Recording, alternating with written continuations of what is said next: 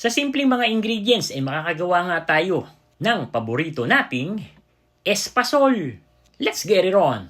Sa isang kawali ay maglalagay tayo 2½ cups ng glutinous rice flour na ating ibubusa sa mahinang apoy.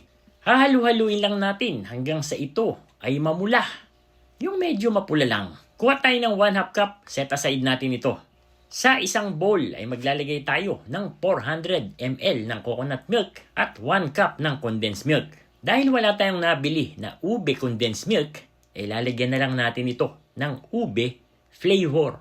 Pero kung ayaw nyo ng kulay ube, doon na lang kayo mag-stick sa kulay puti. Naglagay ako dito ng ube halaya. Optional ito kung ayaw ninyo. At para nga magkaroon lang ito ng twist, kaya ako nilagyan ng ube halaya.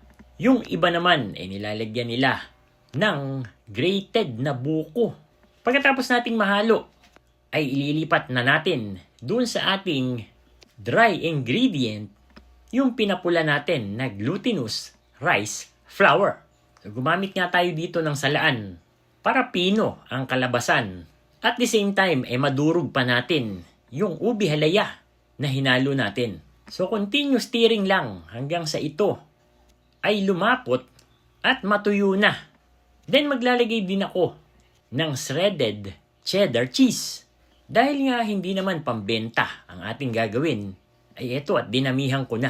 Pero syempre, kung pangbenta ang gagawin nyo, ay kasama ito sa costing. Ang importante syempre, masarap ang inyong ibebenta para hanap-hanapin. Naglagay din ako dito ng 1 tablespoon ng butter. At sa isang container, yung ilalim inilagyan natin nung hiniwalay natin na glutinous rice flour kanina. So hindi natin tinodo dahil sa ibabaw ay maglalagay din tayo.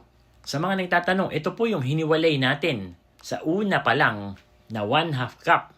Baka kasi magtaka na naman yung iba na bakit merong inilagay na topping sa ibabaw, hindi naman daw pinakita. At syempre para mas kaakit-akit ang ating espasol, naglagay pa rin ako ng grated cheese sa ibabaw. And there you have it, KND Nation, mga kadadilicious.